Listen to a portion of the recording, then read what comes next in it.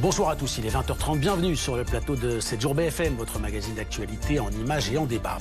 Au sommaire ce soir, prudence si vous êtes en ce moment dans le sud-est, 6 départements sont en vigilance aux orages, des phénomènes violents sont attendus par endroits. Après la sécheresse, le risque de ruissellement est par ailleurs également très important. Point complet, Nicolas Coadou à Nîmes, mon invité c'est le météorologue Patrick Marlière. Bonsoir Patrick Marlière, merci d'être avec nous en direct, vous êtes météorologue, directeur d'Agathe Météo. Alors ce qu'il faut comprendre, c'est que cet épisode pluvieux-orageux concerne une grande partie du pays, mais donc de façon plus violente, plus concentrée, cette région du sud et particulièrement le sud-est. Oui, effectivement, c'est toute la France qui est concernée par cette dégradation orageuse. On observe des orages et des impacts de foudre de la frontière belge jusqu'à la Méditerranée.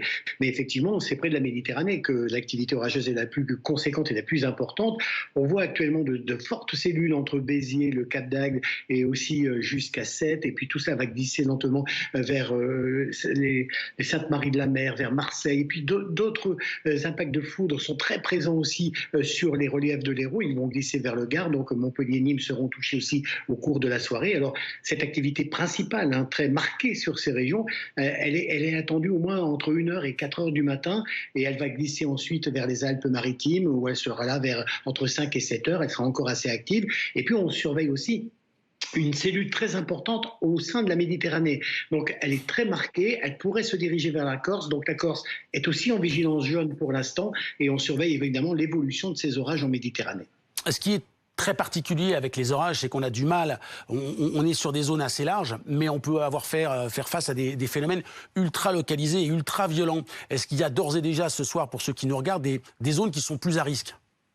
Alors évidemment, c'est celles qui sont très proches de la Méditerranée. Et on a observé au Gros du Roi déjà une trombe marine. C'est pour vous dire, à chaque fois qu'on observe ce type de phénomène, c'est qu'on est en présence d'orages extrêmement violents. Donc c'est dans ce secteur, effectivement, que ces phénomènes extrêmes peuvent se produire. Et puis, ils sont accompagnés de fortes pluies. C'était signalé à l'instant par le journaliste. Donc on attend jusqu'à 80 mm, 100 mm par heure. Donc ça veut dire que tout cela va ruisseler, provoquer des inondations, des chutes de grêle qui accompagnent tout cela. Donc évidemment, évitons de se déplacer si c'est possible, en tout cas pour les heures à venir, surtout que demain matin la situation sera un peu plus calme, donc il faut être juste patient, laisser passer ces orages extrêmement violents et se protéger et éviter les déplacements donc inutiles dans ce secteur en tout cas.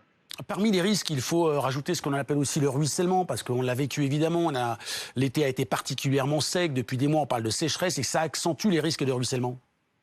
Ben oui, évidemment, la sécheresse qui est présente depuis maintenant plus de 2 mois dans toute cette zone. D'ailleurs, il y a eu une communication du gouvernement sur les 15 ou 16 départements touchés et qui sont sensibles justement à cette activité orageuse à cette époque de l'année. Donc on est extrêmement prudent et dès qu'un phénomène se produit, évidemment, on rajoute une vigilance. Ça a été le cas dans l'Hérault parce qu'on a vu des cellules se déclencher là en toute fin de journée sur l'ouest de l'Hérault et puis s'intensifier. Donc on est très prudent.